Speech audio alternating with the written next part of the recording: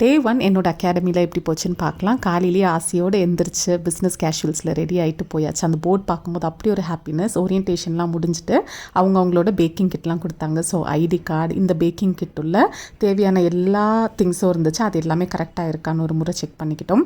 இதெல்லாம் பார்க்கும்போதே எப்போ யூஸ் பண்ணுவோம் அப்படிங்கிற ஒரு ஆசை தான்.